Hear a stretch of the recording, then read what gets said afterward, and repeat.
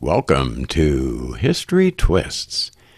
In these podcasts, we change one historical event and then speculate on what that change and the changes that would have followed.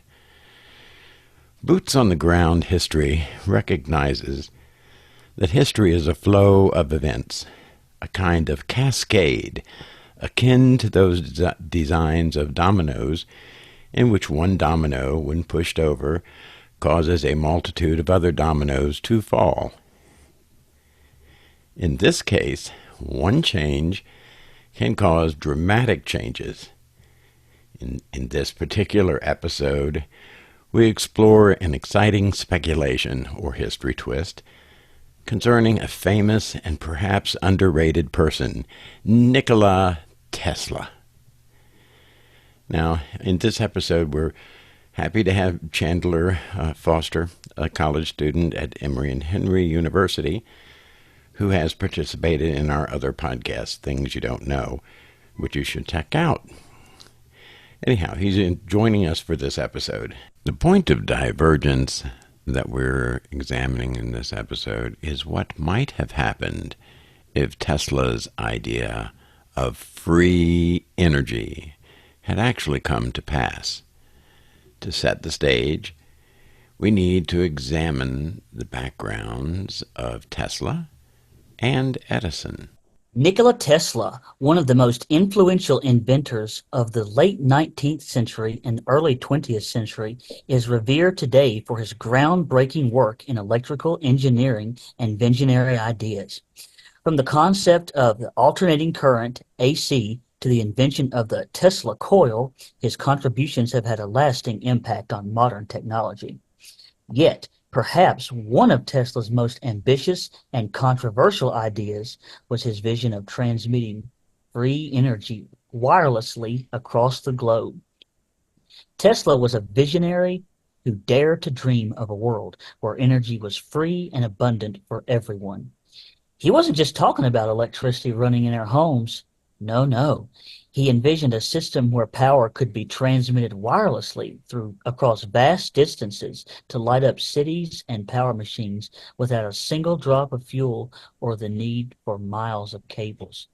He stated, all people everywhere should have free energy sources. Electric power is everywhere, presented in unlimited quantities, and can drive the world's machinery without the need for coal, oil, or gas. Let's dive into Tesla's life, his conflict with Thomas Edison, the development of his ideas on wireless energy, and the potential societal and geopolitical consequences of free energy. Born on July 10, 1856, in Miljan, part of the Austrian Empire, which is now in Croatia, Nikola Tesla was the son of a Serbian Orthodox priest and an inventive mother. As a child, Tesla and his father faced several conflicts. His father, being a Serbian priest, wanted his son to join the Orthodox priesthood. Although Tesla did spend some time in the priesthood, his heart was never fully into it. His heart always belonged to the sciences. Tesla's early fascination with science and mathematics led him to study at the Austrian Polytechnic and the University of Prague, though he left without a degree.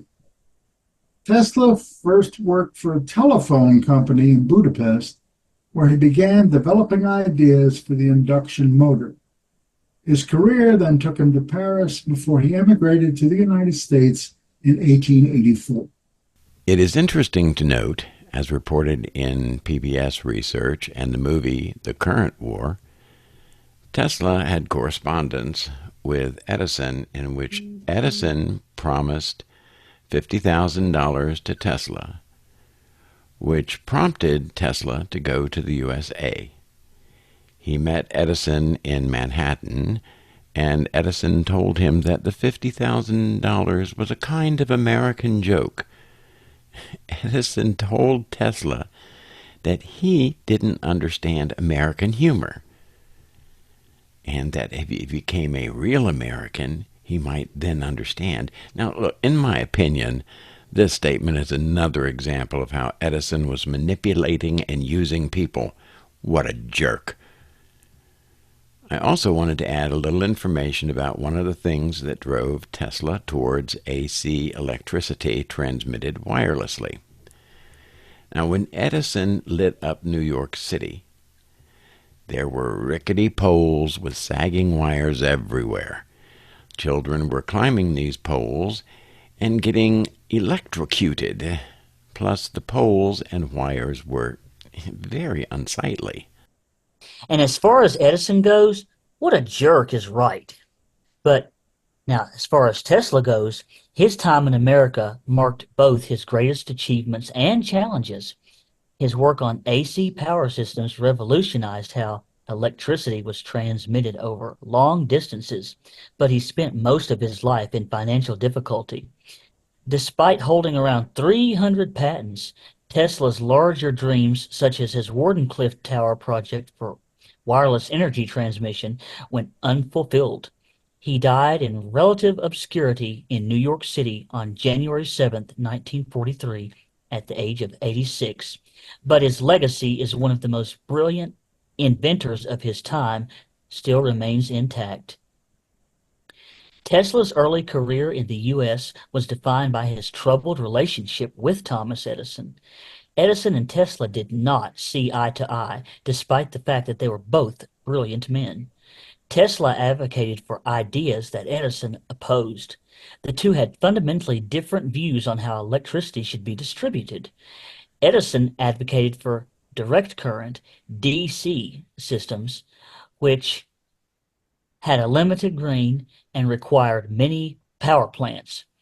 Tesla, on the other hand, promoted alternating current, AC, which could transmit electricity efficiently over long distances. Before we go further, we need to understand electricity and the differences between AC and DC currents.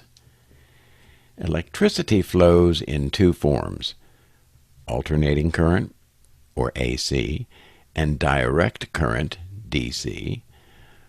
Both involve the movement of electrons through a conductor, like a wire. But the key difference is in the direction of that flow. In DC, electrons move consistently in one direction. In AC, they periodically reverse direction. This characteristic allows AC currents to maintain its energy over longer distances compared to DC, which loses energy more quickly. While DC can be stored in batteries, AC cannot, though AC can be converted to DC using adapters. Moreover, AC voltages can be adjusted using transformers, which is why it can be transmitted over vast distances at high voltage and then reduced by transformers for household use. DC can also be converted to AC using inverters, though this is a more complex process. Lastly, while DC can be stored, AC cannot be stored in batteries. Yeah, thanks for sharing that, Dr. Weaver. The so-called War of the Currents was not just a scientific debate. As we've said, it became a public and business rivalry. Edison went to great lengths to discredit Tesla's AC system, including, this is horrible, staging public demonstrations where animals were electrocuted with AC power to show its dangers. The most famous of these demonstrations was the electrocution of an elephant named Topsy. Despite Edison's smear campaign, Tesla's AC system, supported by George Westinghouse, eventually won out, particularly after the successful use of AC at the 1893 World Columbian Exposition in Chicago and the construction of the first major hydroelectric power plant at Niagara Falls. Now, Dr. Weaver, I understand that you once conducted an experiment subjecting mice to electric fields in an effort to see if electric fields might affect animals, including humans specifically, and learning the retention of information. You want to tell us a little bit about that experiment, how it was conducted, why you conducted it, and the end results? In reality, it was my oldest biological son's experiment. I have 5 biological sons and 2 adopted sons. He was in the 6th grade and wanted to enter the science fair, which I thought was a great idea. I asked him what he wanted to explore, and he was not so very sure. So I advised him to think about things that interested him, and then we'd get together again, and we could design and do an experiment. In a few days, he said he had read something about electrical power lines and that they might affect children's learning. This caught his attention because there was a power plant very near his school, and therefore a lot of power lines close by. After much discussion, we decided to do the experiment. Of course, we didn't use people, we used mice. We built a maze. He really enjoyed learning to work with power tools for that. It was fun. And we wrapped wire around the maze. This allowed us to create an electrical field and to turn off the field at will. We had half of the mice that we got learn the maze with the field on and half with the field off. We then divided the mice in each of those 2 groups in half and had them run the maze again after a break of 3 days, which allowed us to have data for 4 different types of exposure. We found that the mice who learned the maze under the electrical field were affected in memory of the maze learning. But more importantly, and I must say I'm so proud of this next finding as my son discovered it on his own, is that the mice who were exposed to the electrical field were far more irritable, especially when they were subjected to the memory of the maze with the field on. The mice would nip at him, poop a lot more in the maze, and were even less friendly to each other, fighting and scrabbling over things. There's a lot more to this story, but let's get back to our main focus and take a look at Thomas Edison. Certainly. Hold on, before he does that, Dr. Weaver and Dr. Deneen, if I may add something here. Sure. I tried, as I said, I tried an experiment yesterday, and I asked 6 people if they knew the true story of Thomas Edison and how cutthroat of a businessman he really was. And only 1 out of 6 people actually knew how ruthless he really was. Everybody else thought that he was just this great man, great inventor, and 2 of them didn't even believe me. Yeah. But so yeah, everybody just thinks he's so great, but no, he's really was not. As I've said many times, history is far more complex than the version we got in middle school, whether it's Washington's dog keeper becoming a British officer, apartheid South Africa having accessibility for exceptionalities 40 years before the rest of the world, or many other things like that. But to get to Edison's background here, Thomas Edison was born February 11th, 1847 in Ohio. He was a prolific inventor and a very shrewd businessman. With little formal schooling, Edison was largely self-taught, developing a keen interest in mechanics and chemistry.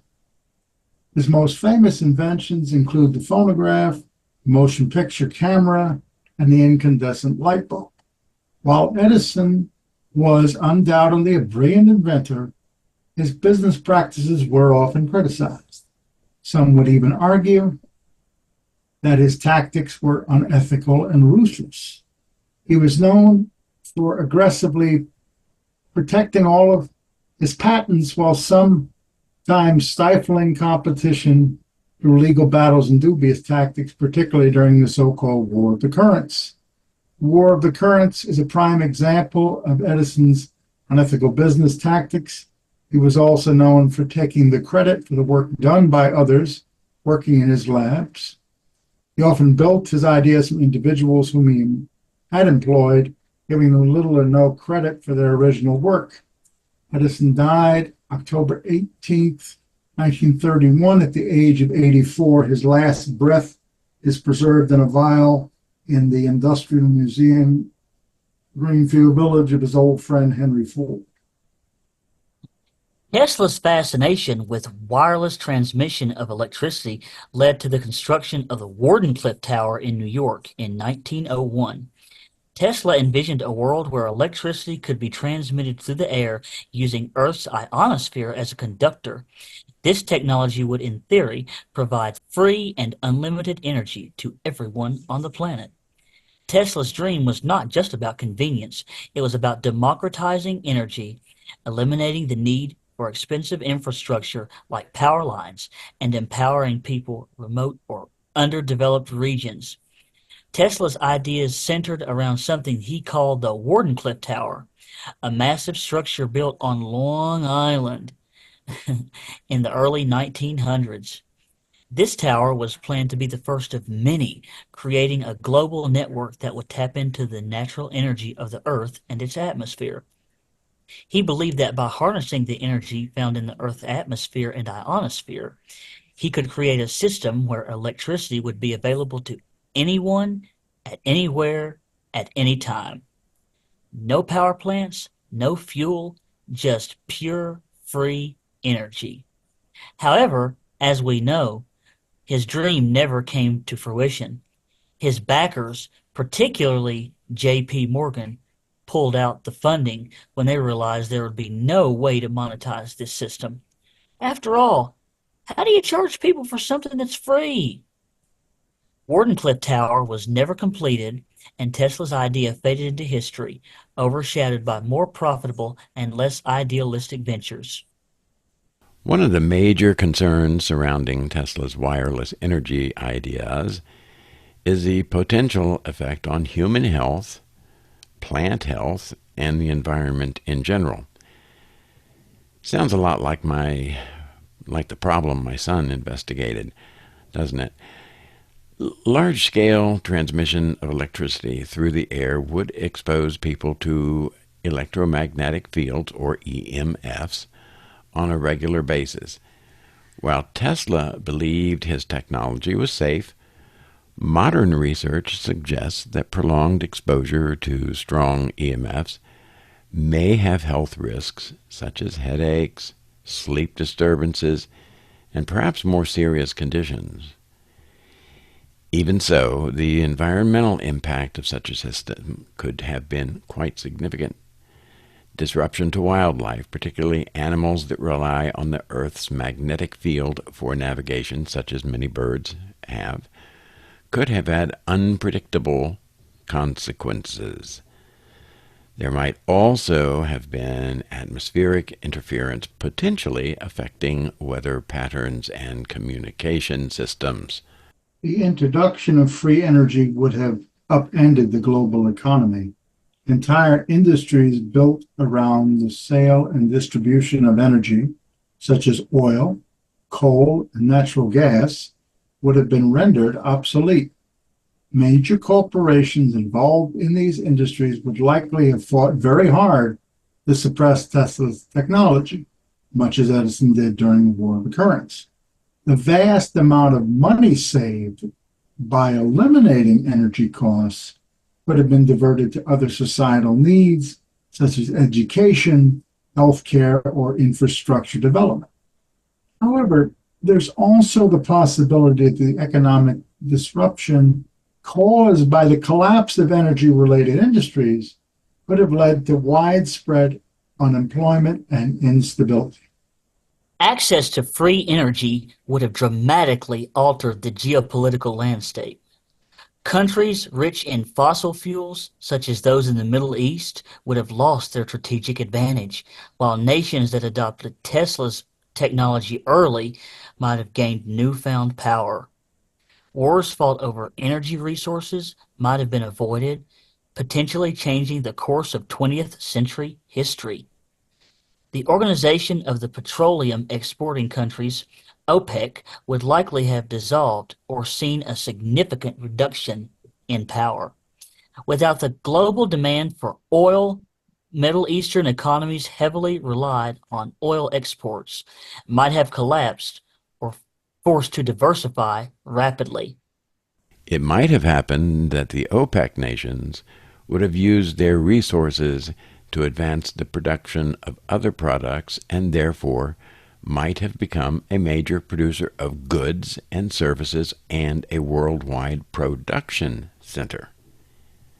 If this occurred, the OPEC nations would have, of course, imported scientists and mechanics to construct and run these new factories making these products, which would have meant these nations would have been likely to have been more open to outside ideas, perhaps changing social and other factors, and probably reducing the amount of some of the wars in the Middle East.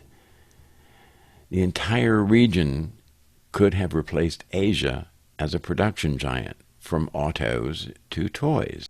Even in our present timeline, the late Shah of Iran did make some attempts to diversify production in his nation. He said his goal was to compete with Japan, China, and other Asian countries in the communications and tape recorder market by 1985. Of course, that didn't happen when he's overthrown in the Islamic Revolution.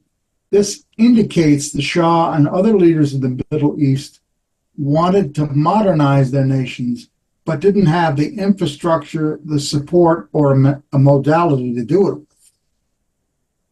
The trucking and the automotive industry would have changed dramatically as vehicles could have become their own mobile receiving stations of energy and therefore would not have had to stop to charge. Other electronic devices such as cell phones, laptops, etc. could have also been recipients of charging on the go. Developing nations might have benefited from this more centrist position of OPEC nations. Resource-rich nations in Africa, for example, Gambia, Mali, and Namibia, will make themselves hegemons in the production of durable products. This productive success would break down the racist stereotype that Africans did not possess or do not possess the ability to mass produce anything. One of the sources of prejudice is that Africans may have resources but are not capable of using these resources. And if they establish production themselves, this would have also taken a bite out of segregation as well. Segregation would have ended a century before it did in 1965 in the United States. This change would have affected not just Africa and the black community, but Middle Eastern countries and Middle Eastern peoples as well, because they suffer from a kind of very similar prejudices. Yeah, pretty much the same thing. And these changes would also have dramatically altered the international power structures as well. The economic introduction would probably remain localized with less consolidation of corporate power.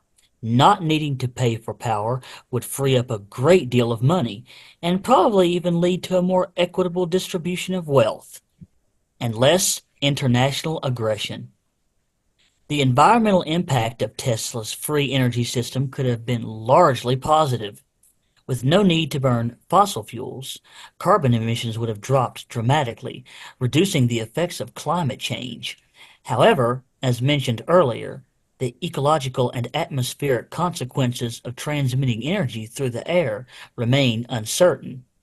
The availability of free energy would have had different effects on various socioeconomic classes.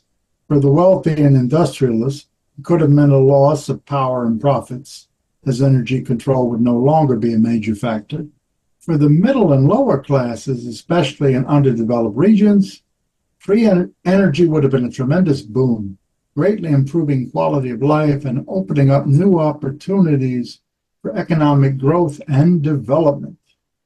Tesla's wireless energy system might have revolutionized military technology as well. Naval vessels, particularly nuclear submarines, and military aircraft could have operated without the need for refueling, greatly enhancing their range and capabilities. Wars could have been fought with much greater efficiency and at a lower cost. However, such technological advances might also have escalated conflicts as nations competed for dominance and other resources in this new energy landscape. While Nikola Tesla's vision of free wireless energy remains speculative, it is clear that its realization would have profoundly changed the world. From the collapse of big energy businesses to shifts in geopolitical power and environmental benefits, Tesla's ideas were as radical as they were ahead of their time and met with oppositions from prominent businessmen such as Thomas Edison. Yet, as with any technological revolution, there would have been risks and downsides, from potential health effects to economic instability. Nevertheless, Tesla's legacy as a visionary thinker endures, continuing to inspire debates about the future of energy and its role in society. Now, let's all sit back and imagine how different our lives would be today if Tesla's vision would have actually come to pass. We've presented a number of speculations, but here's the fun part. We want to encourage our listeners to speculate on their own and share those speculations with us. We'd love to hear what you speculate might have happened. It would be fun to have a dialogue on that. We also want to encourage you to check out Things You Don't Know, our other podcast. And we certainly want you to come back and join us again, as we have a lot of good things coming up, some of which may appeal to you. And we want to encourage, as I say, your dialogue and your input. We also want to say to people that we are actively encouraging and seeking those who might want to participate, particularly in History Twists. Everyone has seen the world and sees the world through their own lens and has different ideas. We'd like to be able to incorporate those, and if you want to participate in presenting them, that would be even better. So for now, we'll say goodbye. Absolutely. Absolutely. But in the meantime, I know I speak for Dr. Weaver and Dr. Deneen when I say that we all encourage you to keep learning and keep speculating. Absolutely. And give us a like and leave comments if you wish. Take care, folks.